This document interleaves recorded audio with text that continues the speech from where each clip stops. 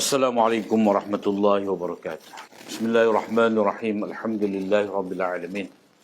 Wassalatu wassalamu ala asyrafil anbiya'i wal mursalin nabina Muhammad wa ala alihi wa sahbihi ajma'in. Allahumma 'allimna ma yanfa'una wanfa'na bima 'allamtana. Allahumma faqqihna fid din wa 'allimna at-ta'wil wa zidna 'ilman ya rabbal alamin. Rabbi shrah li sadri wa yassir li amri wa hlul 'uqdatam min lisani yafqahu qawli. Subhanaka la ilma lana illa ma 'allamtana innaka antal alimul hakim wa la haula wa la quwwata illa billah. Malam ni kita masuk bab yang baru, babun fil qadar. Bab berkenaan dengan qadar ataupun qada dan qadar ataupun takdir.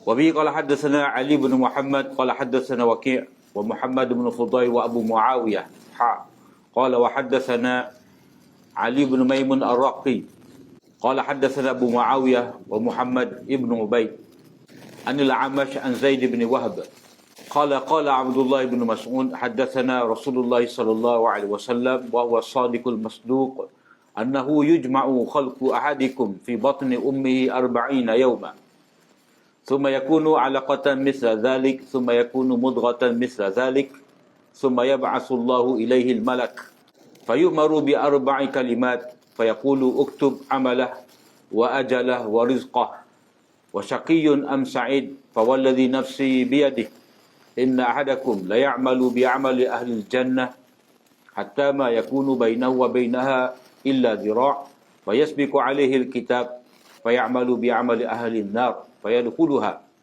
وإن أحدكم ليعمل بعمل أهل النار حتى ما يكون بينه وبينها إلا ذراع فيسبق عليه الكتاب فيعمل بعمل أهل الجنة فيدخلها. Ini bab berkenaan dengan takdir. Bab berkenaan takdir maknanya sebahagian daripada rukun iman itu, maknanya rukun iman yang keenam. Allah beriman dengan qada dan qadar. Beriman dengan qada dan qadar ni sebenarnya dia termasuk di bawah beriman dengan rububiyah Allah Subhanahu Wa Taala. Yang ni dia ada 4 perkara di sini, iaitu beriman dengan ilmu Allah Ta'ala, beriman dengan kehendak Allah SWT, beriman dengan kudrat Allah SWT, dan beriman dengan Allah SWT menulis benda ni dan ada di Lauh Mahfuz di sisi Allah SWT dan dia tidak akan ubah. Jadi apa makna qadar? Qadar ni adalah ketetapan Allah yang diputuskan sejak azali. Sejak azal ini mana zaman yang tidak ada sebelumnya itu permulaan. Kalau zaman yang tidak ada lepas dia itu perakhiran kita panggil abadi.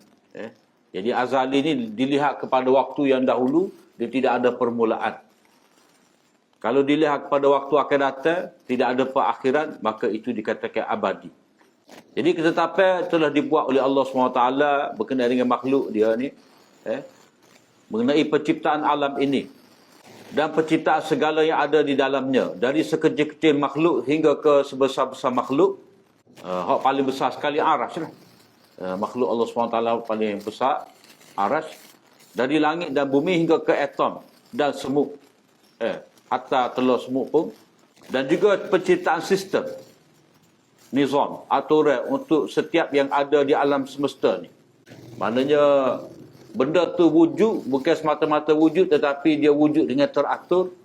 Teratur itu adalah kerana mengikut nizamul kaun, sistem alam yang Allah SWT telah buat. Kalau kata sistem yang alam dunia ni yang Allah Ta'ala telah buat ni untuk bumi ni, macam hukum graviti. Hukum graviti macam-macam lah. Semuanya itu ditetapkan akan berlaku pada waktu-waktunya. Benda tu telah tersurat di Lauh Mahfuz dengan kehendak Allah SWT.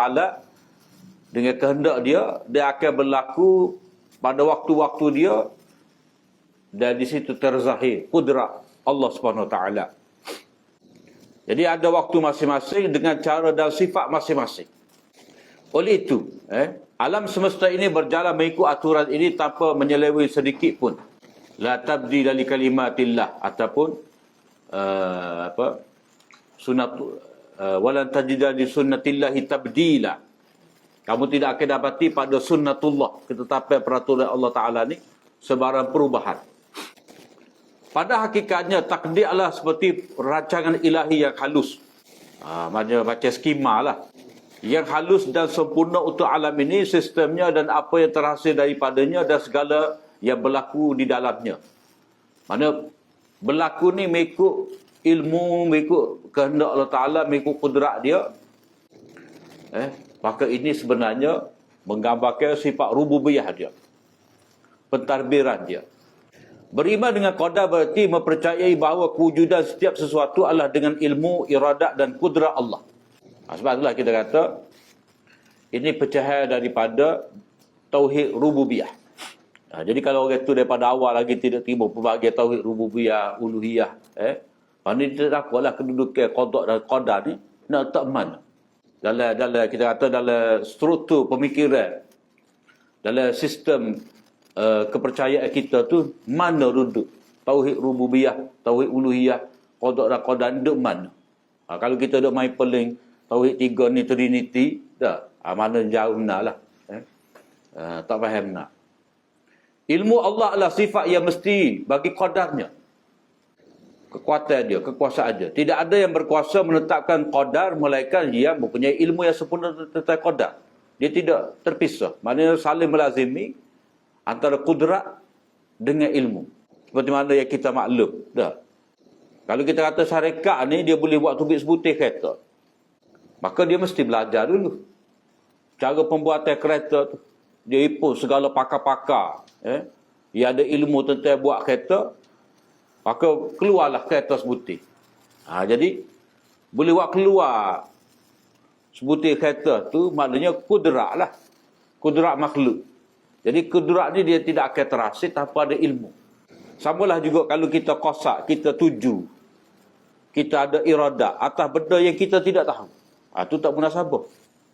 Jadi mestilah Allah Ta'ala ni bila dia nak sesuatu, itu semua atas mengikut ilmu dia. Dia saling berkait, tidak terpisah.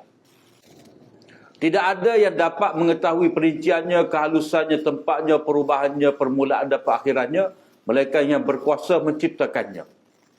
Inilah yang dikatakan al-ilmul kamil wal kudratul kamilah syamilah. Kudrat dan ilmu yang sempurna yang mencakupi segala sesuatu. Allahul ladzi khalaqa sab'a samawati wa minal ardi mithlahun yatanazzalu al-amru bainahunna lita'lamu anna Allah 'ala kulli syai'in qadir wa anna Allah qad ahata bi kulli syai'in 'ilma. Allah yang mencipta 7 petala langit dan dia mencipta bumi seperti itu. Ini kudrat dia lah. Sifat khaliqiyah. Sifat khaliqiyah dia tu dia berkait dengan sifat kudrat. Perintah Allah berlaku terus menerus di antara alam iradat dan buminya. Maknanya urusan dia tu. Kullu yaumin wa fi sya'n. Setiap masa tu Allah SWT sibuk dengan urusan dia. Jadi urusan dia tu menggambarkan kehendak dia. Sama ada kehendak dia tu, kita kata kehendak kauniyah. Kehendak pentadbiran alam dia. Kehendak kauniyah dia. Sama lah juga kehendak syara'iyah dia. Maknanya untuk setiap waktu tu dia ada nabi dia, dan setiap nabi tu dia ada syariat masing-masing. Untuk umat Nabi Musa ada syariat dia, untuk umat Nabi SAW ni ada syariat dia juga. Berlaku yang demikian supaya kamu mengetahui bahawa Allah SWT Maha berkuasa atas setiap sesuatu. Jadi sifat kudrat. Sifat kudrat. Dan wa anna Allah, bahawa sesungguhnya Allah tetap meliputi ilmunya akan tiap-tiap sesuatu. Jadi yatanazzal amru tu menggambarkan iradat dia, ketetapan dia. Turun. Arahan dia tu mana arahan Allah Ta'ala pada malaikat, gapo malaikat kena buat. Arahan Allah Ta'ala kepada matahari, kepada bulan, kepada awan, kepada angin. Jadi supaya kita tahu ilmu Allah SWT itu merangkumi tiap-tiap sesuatu. Jadi di sini ada kaitan antara kudrat, iradat, ilmu dalam sistem qada dan qadar ini. Begitu juga ayat yang menyatakan bahawa mesti ada sifat ilmu bersama dengan sifat kudrat. Ala ya'lamu man khalaqa wa huwal latiful khabir. Tidakkah Allah yang mencipta segala sesuatu itu mengetahui segala-galanya, sedang ia maha halus urusan pentadbirannya, lagi maha mendalam pengetahuannya. Mana hak mencipta itulah semestinya ada sifat ilmu. Sesiapa yang menafikan takdir, mana pokok qadariyah, yang mengatakan bahawa alam ini terjadi dengan kebetulan, mana tidak ada ketetapan yang terdahulu, ini golongan yang menafikan takdir, berarti sebenarnya dia menafikan ilmu Allah Ta'ala. Maksudnya kalau dia nafi ilmu daripada Allah Ta'ala, berarti dia mengatakan Allah Ta'ala ni terdahulu dengan tidak tahu. Maknanya ada pada Allah Ta'ala kejahilan. Dan sesiapa yang menafikan ilmu Allah, berarti dia menafikan takdir Allah. Apa yang ditakdir dan ditetapkan itu tercatat di sisi Allah Ta'ala dalam kitabnya. Alam ta'lam anna Allah ya'lamu ma fis sama'i wal ard. Inna dhalika fi kitab. Inna dhalika 'ala Allah yasir. Bukankah engkau telah mengetahui bahawa sebenarnya Allah mengetahui apa-apa yang ada di langit dan di bumi. Mana itu sifat ilmu. Inna dzalika fi kitab, itu semua telah tertulis dalam kitab. Maknanya segala ketetapan Allah Ta'ala sebagai takdir ni ada tercatat dalam kitab. Inna dzalika 'ala Allah yasir, itu semua mudah bagi Allah Ta'ala. Ini isyarat kepada sifat sifat kudrah. Mudah bagi Allah Ta'ala. Imam Tahawi kata, berkenaan dengan akidah qada dan qadar ni, kata dia khalaqal khalqa bi ilmihi wa qaddara lahum aqdara wa daraba lahum ajala wa lam yakhfa alayhi shay'un qabla an yakhluqahum wa alima ma hum amiluna qabla an yakhluqahum wa amarahum bi ta'atihi wa nahahum an ma'siyatihi. Allah menciptakan makhluk berdasarkan kepada ilmunya. Makhluk di sini manusialah terutamanya. Terikat dengan syariat. Menetapkan ukuran mereka. Allah Ta'ala telah suka dah. Qadar masing-masing. Orang ni tinggi ni, orang tu rendah ni. Lebar ni. Kala dia tu Tuhan suka dah. Setakat ni. Warna putih dia, warna kuning dia, ke warna gapo, setakat tu. Ada ditentukan ukuran masing-masing. Dan menetapkan tempoh ajal untuk mereka semua. Maknanya keberadaan mereka di dunia ni lama mana? Bila? Dan bila ke berakhir. Tidak ada sesuatu yang tersembunyi daripadanya. Jadi ini menggambarkan ilmu Allah SWT yang sempurna. Jadi sebelum dia menciptakan mereka tu, Allah Ta'ala tahu dah. Allah mengetahui apa yang mereka lakukan sebelum dia menciptakan mereka lagi. Jadi kalau kita kata bayi terakhir yang akan lahir di dunia ni, dalam ilmu Allah Ta'ala dia ni, gapo dia buat. Fizikal dia lagu mana, perangai dia lagu mana, gapo dia buat, itu dalam ilmu Allah Ta'ala. Dia memerintahkan mereka supaya taat kepadanya. Jadi hak ni Imam Tahawi dia itu selalu. Sebab takut-takut orang ni, bila kata dah qada dan qadar sudah ditetapkan, maka kita tak payah buat gapo-gapo lah. Tidak. Di sana dia ada ketetapan syariah ni. Dia ada ketetapan syariah seperti mana ketetapan kauniyah. Mana ketetapan kauniyah ni mudah kita kata. Kita ni dilahirkan sebagai lelaki. Hak mana jadi lelaki, hak mana jadi perempuan, maka itu adalah mengikut kehendak iradah kauniyah Allah Ta'ala. Penciptaan. Dia telah tentukan dah. Hak ni kita tidak ada pilihan. Nak tukar jantina ke, tak saya beranak lagi hari ni, nak ada 3-4 tahun lagi ke, itu luar daripada kemampuan kita, pilihan kita. Jadi itu telah disuratkan, telah ditetapkan oleh Allah SWT. Dan bila kita faham lagu tu, ada kehendak, orang panggil ketetapan kauniyah ni, maka di sana ada juga ketetapan syariah. Maknanya hak ni, kita kena buat dan kita diberi pilihan. Dan hak ni iradah syariah Allah Ta'ala ni tidak semestinya berlaku. Tidak semestinya berlaku kerana hak ini terserah kepada pilihan manusia. Macam Allah Ta'ala kata, hendaklah kamu semaya. Jadi kehendak Allah Ta'ala supaya kita semaya. Kita nak semaya tak usah semaya tu atas kehendak kita pula. Iradah kita. Kalau kita tak usah semaya, itu pilihan kita. Tetapi berlaku perbuatan kita tak usah semaya, itu sebenarnya adalah iradah Allah Ta'ala juga. Cuma iradah, orang panggil kauniyah. Mana ada juga hak jenis tak saya dengar kata. Seperti mana ada juga hak ta'at. Jadi dalam bab ni, Imam Tahawi menyebut di sini, bagi mengisyaratkan kepada kita bahawa walaupun semua ni telah ditakdirkan oleh Allah SWT, kita kena ingat ada kehendak Allah SWT yang kita kena patuhi. Terserah kepada kita. Kita nak taat pada dia ke ataupun tidak. Jadi arahan daripada dia supaya kita taat. Sebagaimana ada arahan daripada Allah Ta'ala, larangan daripada derhaka kepada dia. Maknanya hak mana buat alasan dia mencuri. Dah. Dia mencuri. Kalau dia buat kejahatan, dia kata ni takdir Tuhan. Tak boleh. Sebab itu benda yang Allah Ta'ala larang. Jadi hak tu dia tidak boleh menggantungkan pada takdir. Walaupun benda tu memang berlaku dengan ketetapan daripada Allah SWT. Tetapi dia mana tahu dia akan curi sebagai takdir Allah Ta'ala. Dia akan curi itu adalah takdir Allah Ta'ala. Dia tahu ke tidak? Tak tahu. Hanya dia tahu bila mana benda tu terjadi setelah dia pilih, dia usaha untuk buat. Maka berlakulah pencurian. Jadi pada waktu tu dia tidak boleh beralasan di hadapan hakim bahawa dia mencuri tadi atas alasan takdir. Tak boleh. Walaupun pada hakikatnya takdir belaka, tetapi itu adalah benda yang Allah SWT tak kena.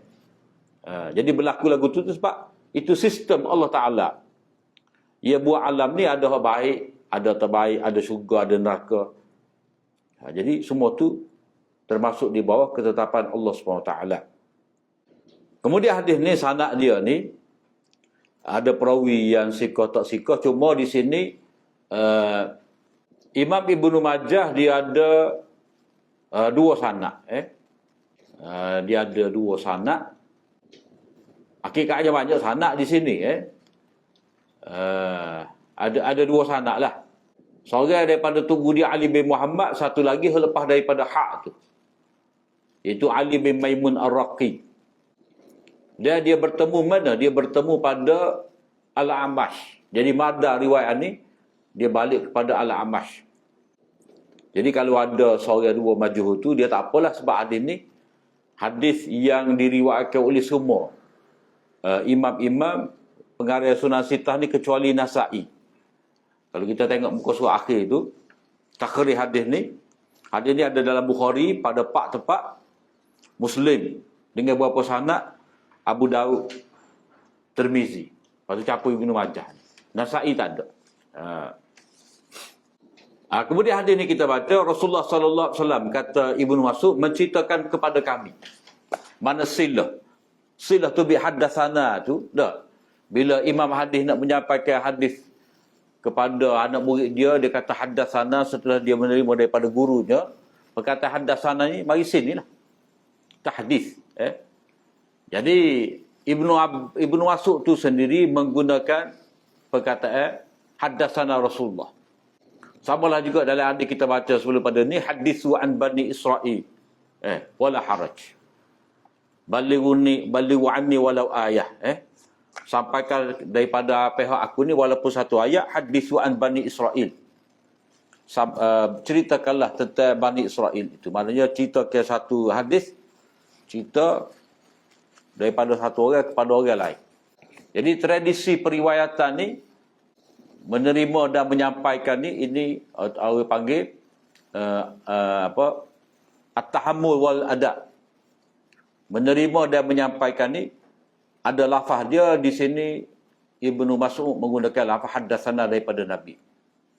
Wa huwa sadiqul masduq. Nak cerita pula pada kita di sini, baginda adalah orang yang benar, lagi dibenarkan. Benar tu Nabi maksudnya benar pada ucapan, perbuatan dan ahwal. Ahwal ni keadaan dia lah, situasi keadaan dia. Contoh kita kata perkataan Nabi dah dibuktikan oleh tindak tanduk dia. Jadi tindak tanduk Nabi tu mencerminkan, maknanya apa yang Nabi katakan dikotakan. Itu mana ahwal. Mana keadaan Nabi tu adalah keadaan yang benar. Kalau Nabi kata, itulah Nabi buat. Bukan kata seorang tu dia nasihat, dia tazkirah ke apa semua, tetapi bila tengok pada watak dia, tidak mencerminkan apa yang dia sampaikan. Jadi dia tidak benar, makna bercanggah antara tutur kata dia, ucapan dia dengan realiti sebenar kehidupan dia. Maksudnya Rasulullah sallallahu alaihi wasallam memiliki sifat benar yang sempurna. Dan sahabat yang paling rapat yang layak berdampingan dengan baginda adalah orang yang memiliki sifat benar juga. Oleh itu Allah Ta'ala memilih Abu Bakar menjadi teman kepada Rasulnya dalam perjuangan menegakkan kebenaran. Jadi sebab itulah Abu Bakar ni gelaran dia Siddiq. Orang yang benar. Jadi sesuai itu dia nak jadi teman Nabi, Nabi As-Sadiqul Masduq. Kemudian bila disifatkan Abu Bakar itu Siddiq. Masduq mana diakui sebagai benar, lagi dibenarkan, benar dalam menyampaikan wahyu daripada pihak Allah Ta'ala kepada manusia. Mana di sini Nabi menjadi wakil dari pihak Allah Ta'ala untuk menyampaikan urusan agama kepada manusia supaya manusia dapat faham. Cuma di sini kita boleh nampak ini As-Sadiqul Masduq, dia macam lafaz ta'dil lah. Jadi timbul persoalan, apakah Nabi ini perlu ta'dil daripada manusia? Sebenarnya Nabi itu keadaan dia, sirah perjalanan dia tu sebelum daripada dia menjadi Nabi sudah terbukti dah benar dia. Maka di sini nak menyatakan keadaan sifat Nabi ni siapa-siapa pun mengaku bahawa Nabi itu adalah Rasul yang benar daripada pihak Allah Ta'ala. Ke mana pun yang mengaku juga. Cuma sombong mereka itulah tidak mahu menerima Nabi SAW sebagai Rasul Allah Ta'ala. Jadi Nabi kata kejadian seseorang daripada kamu ni dikumpulkan dalam perut ibunya selama 40 hari. Kemudian menjadi alaqah, yakni segumpal darah dalam tempoh yang sama, kemudian menjadi mudrah dalam tempoh yang sama. Mana tu kejadian manusia ni, peringkat demi peringkat. Kemudian Allah mengutus malaikat kepadanya lalu diperintahkan dengan 4 perkara. Allah berfirman, tuliskan untuknya amal perbuatannya, ajalnya, rezekinya. Adakah dia seorang yang sengsara, yakni celaka, atau berbahagia? Demi yang nyawaku di tangannya, sesungguhnya seseorang daripada kamu benar-benar melakukan amalan ahli syurga. Sehingga jaraknya dengan syurga hanyalah sehasta. Lalu ketetapan takdir mendahulinya, lalu dia melakukan amalan ahli neraka, maka dia memasukinya. Sesungguhnya seseorang daripada kamu benar-benar melakukan amalan ahli neraka. Sehingga jaraknya dengan neraka hanyalah sehasta, lalu ketetapan takdir mendahulunya, lalu dia melakukan amalan ahli syurga dan dia memasukinya. Jadi hadis ni dia ada kira-kira ada 2 perenggan lah. Ada 2 perenggan. Perenggan yang pertama berkenaan dengan kejadian manusia. Kejadian manusia, 3 lah, kita ada 3 perenggan. Berkenaan dengan kejadian manusia, yang kedua berkenaan dengan ketetapan takdir. Untuk manusia, dan perenggan yang terakhir yang ketiga ni berkenaan dengan amalan manusia. Permulaan dia dan juga khawatim dia, penutup dia. Dia ada hadis innamal amalu bin niat satu, innamal amalu bil khawatim, yang diambil kira dengan amal manusia ni penutup dia. Jadi hadis ni hadis berkenaan dengan takdir. Mana-mana imam pun dia akan letak hadis ni dalam bab takdir. Imam Bukhari, Imam Muslim, Tirmizi, hadis ni diletakkan dalam kitab takdir pada ketetapan Allah SWT. Jadi bahagian pertama hadis ni kejadian manusia ni dikumpulkan. Maksud dikumpulkan kejadian manusia ni, nak jadi manusia ni dia ada sejarah dia. Seperti mana Nabi Adam AS tu Allah Ta'ala cipta Nabi Adam daripada macam-macam jenis tanah. Tanah kerah, tanah lembek, tanah liat, apa semua ada. Macam-macam campuran tanah tu Allah SWT ciptakan Nabi Adam. Jadi dengan sebab itulah pada anak cucu dia ni ada hak jenis sifat kerah, lembut, mudah kira, senang basah, apa semua tu. Itu adalah faktor daripada bawaan, daripada sifat tanah yang asal menjadi kejadian Adam tu. Mana masing-masing tu adalah gia sikit. Macam seorang anak lah. Dia boleh gia sikit. Hidung mak dia. Dah, telinga ayah dia. Kalau hak gabeng sikit tubuh dia tu, tu mari ikut pot darah dia. Dah. Jadi ada sikit sebanyak. Dia ambil hak kata turunan daripada keluarga dia. Jadi dihimpunkan kejadian manusia ni, nombor 471, mana Allah Ta'ala himpunkan sesuatu dengan yang lain selepas berselerakkan. Dalam hal ini Rasulullah sallallahu alaihi wasallam mengisyaratkan berhimpunnya sel-sel dalam rahim yang banyak peringkat ini dan menjadi janin. Mana kalau kita kata hak lelaki mandi dia, sperma dia tu, dia perempuan telur dia tu. Dah. Kemudian nak boleh ada ni pula, mani ni mari daripada mana? Hak apa yang manusia makan. Daripada makan dia makan lah. Kalau kata dia makan beras. Dah. Beras ni daripada tanah. Nak jadi kau beras putih tu, tanah tu dengan ada unsur dia, galia dia macam-macam. Kalau dia makan ikan, ada macam-macam bahan. Jadi bercantum yang dikatakan sebagai nutfah itu. Duduk dalam, maknanya percantuman antara benih bapa dengan benih ibu, lalu letak di rahim. Sini dalam hadis dia kata fi batni, dalam perut. Mana tersembunyilah. Batni itu semestinya perut. Daripada perkataan batin lah, yang tersembunyi. Yang tersembunyi. Mana dalam perut. Dalam perut di sini, maksudnya dalam rahim ibunya. Jadi Allah Ta'ala himpunkan kejadian manusia ni. Allah berkuasa, maknanya proses penciptaan manusia ni, maknanya hadis ni kata kalau kita lihat dari segi penciptaan manusia ni, yang begitu hebat yang Allah SWT cipta ni, walaupun daripada tanah. Ia berasal daripada mimma immahin, daripada air yang dipandai hina. Tapi Allah Ta'ala ubah peringkat demi peringkat sehingga keluar manusia itu dengan sempurna. Ini menggambarkan kudrat Allah SWT. Jadi kaitan lagu tu jugalah. Maknanya bila ada ketetapan iradah Allah SWT, ada surat qada dan qada kepada manusia ni, mengapa Allah Ta'ala tetapkan lagu ni? Kerana kudrat dia lah. Bila sampai pada kudrat dia, kita tak boleh persoalkan. Kita kena terima. Macam kita tilik muka kita depan cermin, bapa Ta'ala buat aku lagu ni. Tak. Bapa jadi lagu ni. Hidung lagu ni, telinga lagu ni. Tak. Tapi masa tu tak ada dia fikir. Mujur Allah Ta'ala ciptakan aku ni manusia. Tidak cipta sebagai katak puru kok. Tak.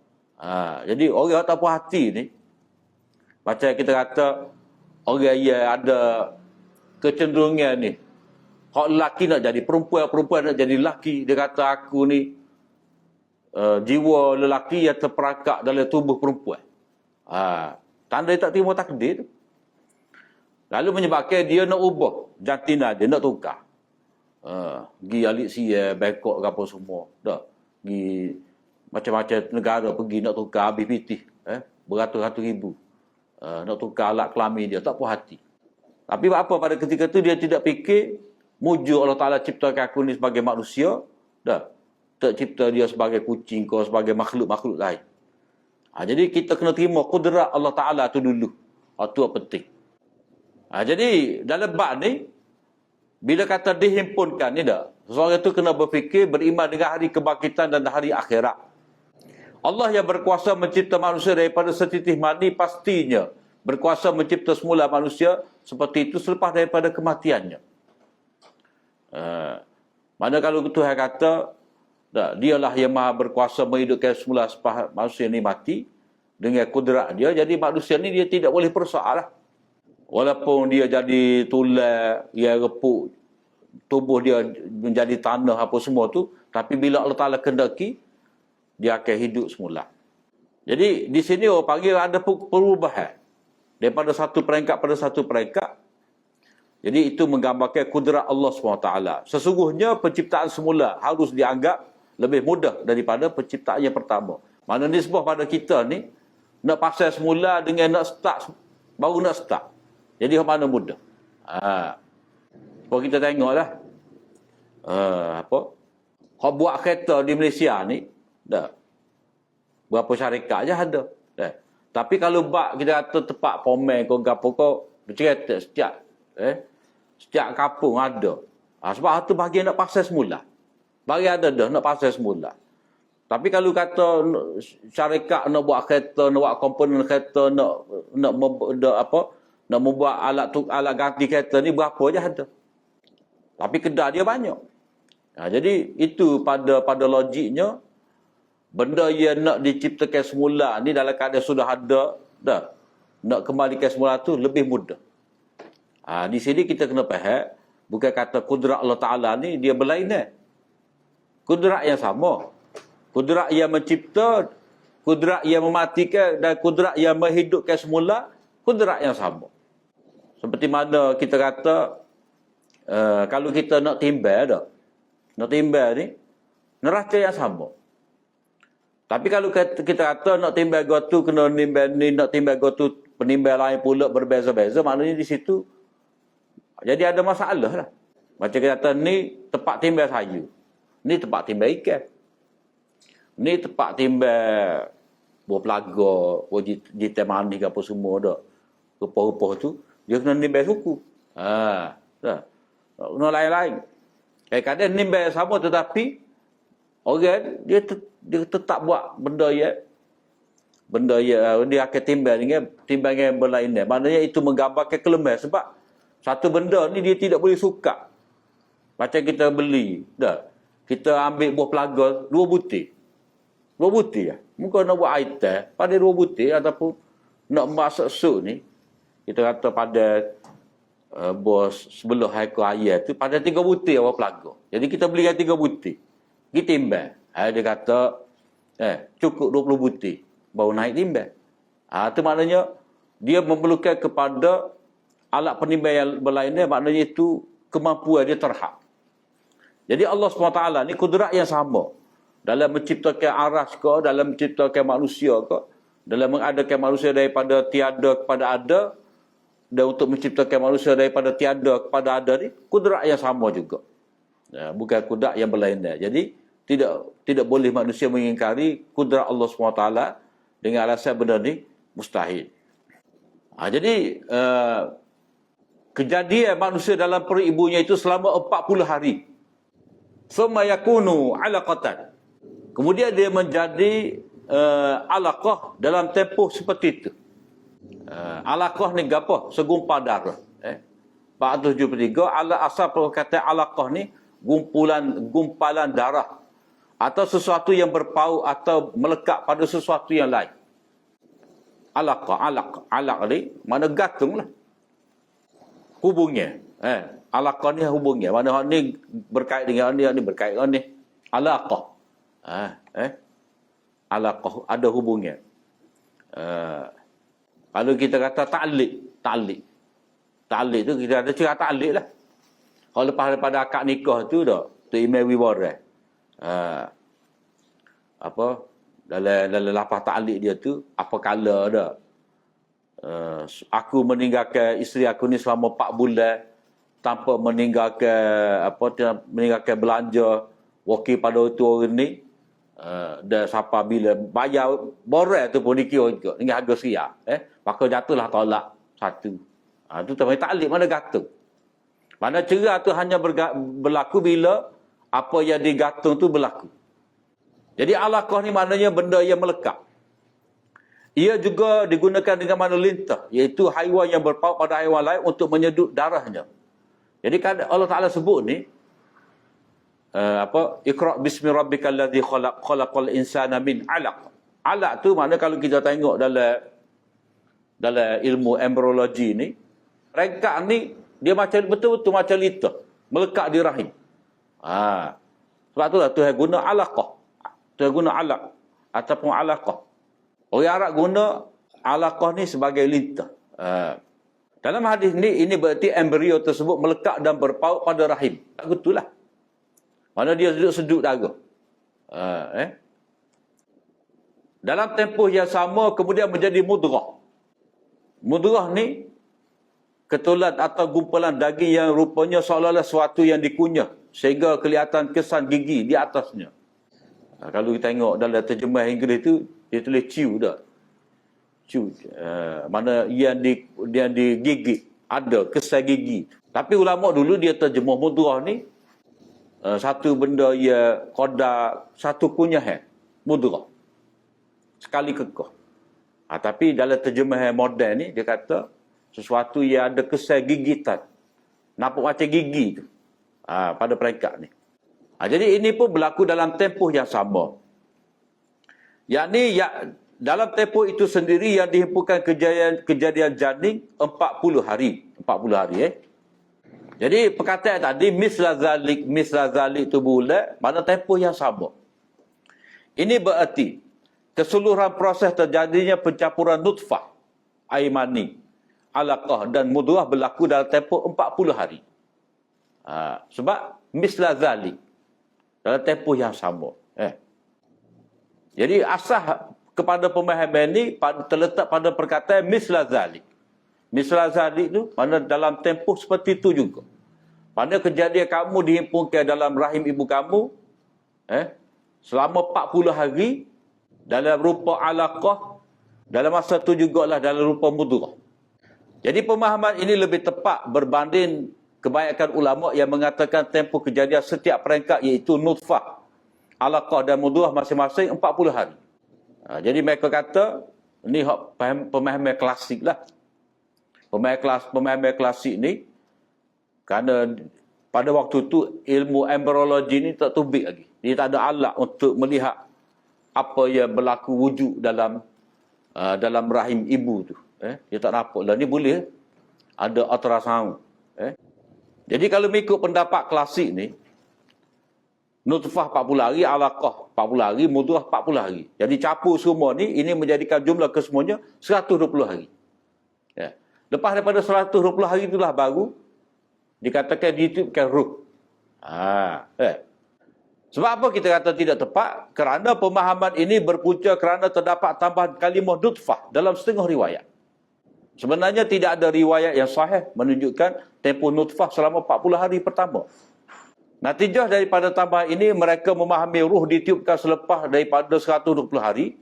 Kesimpulan ini sebenarnya bertentangan dengan penemuan sains moden dan hadis-hadis sahih yang lain seperti hadis Huzaifah bin Usaid yang menyatakan dalam riwayat Muslim ni 2644 yang menyatakan ruh ditiupkan pada hari ke-40 atau 45 ataupun dalam setengah riwayat 42. Jadi kalau kita contoh. Kalau kita tengok, kita belajar hadis ni dalam Arba'in, hadis yang keempat. Hadis yang keempat. Dia akan ada dalam teks hadis Arba'in tu Imam Nawawi. Innahu yujma'u khalqu ahadikum fi batni ummihi arba'ina yawman nutfatan. Ada tambahan nutfah situ. Lepas daripada Arba'in ada tambahan nutfatan. Jadi tambahan nutfatan itu adalah satu ziyadah yang tidak sahih. Kalau nak ada pun dia ada dalam Mustakhraj Abu Awanah dan Mustakhraj Abu Bakar.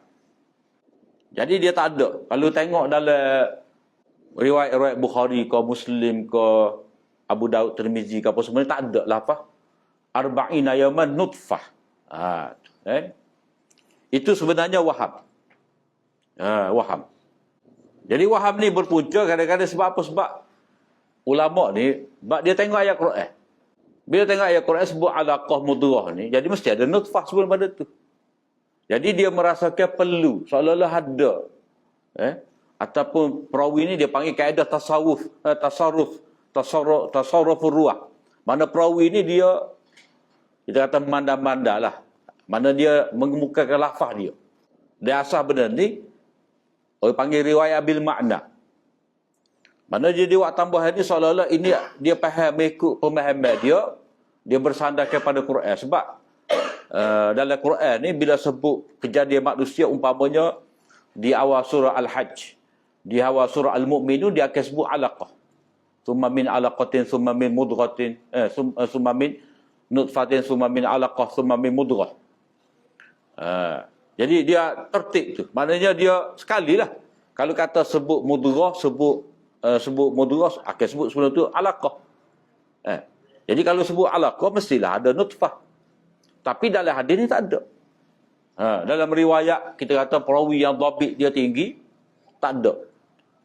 Tambah nutfah lepas daripada arba'ina yauman, tak ada. Jadi hak ada tu umpamanya dalam hadis-hadis kalau tengok dalam arba'in lagu tu dia ada arba'ina yauman nutfah. Jadi nutfah tambah itu mani selama 40 hari itu sebenarnya waham, keliru daripada perawi. Kerana dia tukar dengan ayat Quran. Jadi ayat Quran dengan ada gaya bahasa dia, hadis dalam gaya bahasa dia tak sama. Jadi kita tak boleh nak ambil lafaz hak ada dalam Quran dan tak dalam hadis. Sebab kita kata di sini, kalau nak kata tempoh selesai daripada nutfah saja 40 hari dah. Alaqah ni dalam bentuk litah tu 40 hari pula. Jadi 80. Lepas tu tambah mudghah ni barulah 120. Dah. Jadi tempoh tu sebenarnya kalau cek dalam ilmu sains ni tak tubik tu. Sebab peringkat kita kata minggu yang ketujuh tu. Dah, minggu ketujuh, minggu ke-6 tu dia ada dah pendengaran, penglihatan, gerak dah, jatuh. Peringkat ni kalau kita kata kak lebih pada anak ayah rupa kita tu. Bukan dari seketul daging tak.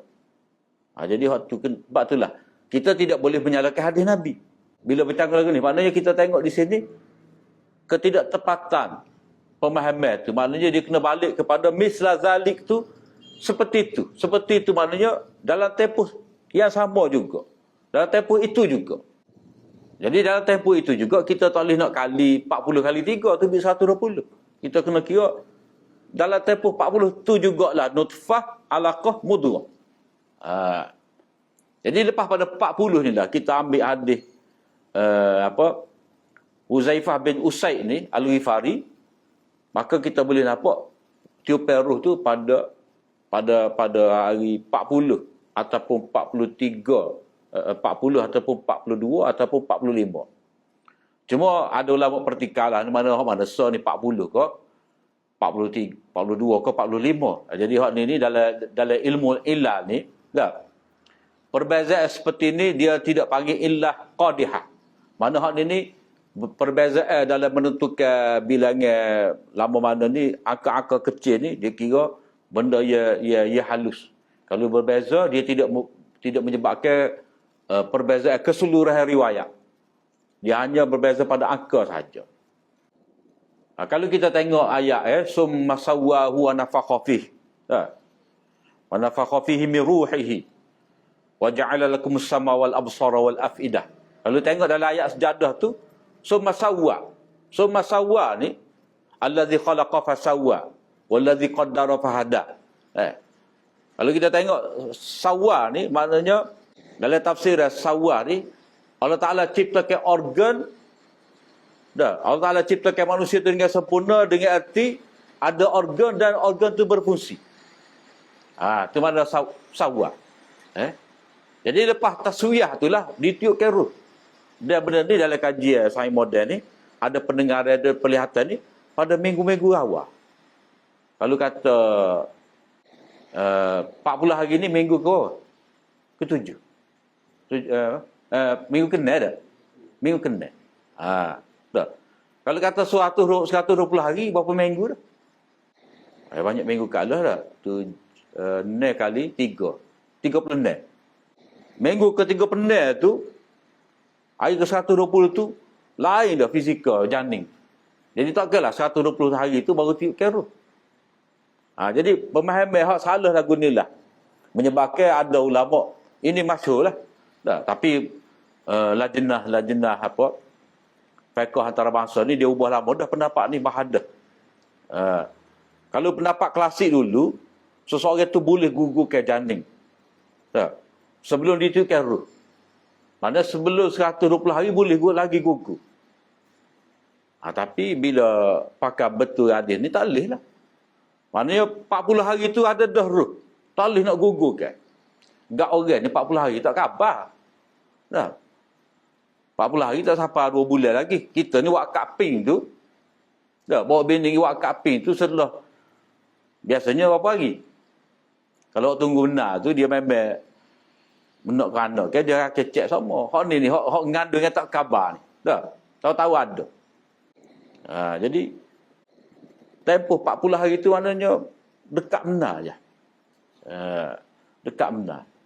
Jadi fatwa, kalau ada fatwa hak dulu kata 120 hari tu baru ditiupkan ruh, kita boleh gugurkan janin, mana pendapat tak boleh pakai. Bercanggah dengan ni. Apatah lagi nak salah guna fatwa. Nak salah gunakan fatwa. Mana ada kih atau molek ni, dia nak guna hak ni lah. Nak paksa kawan ni gugurkan janin. Hak tu lebih bagi tak boleh lah. Menyalahkan guna fatwa.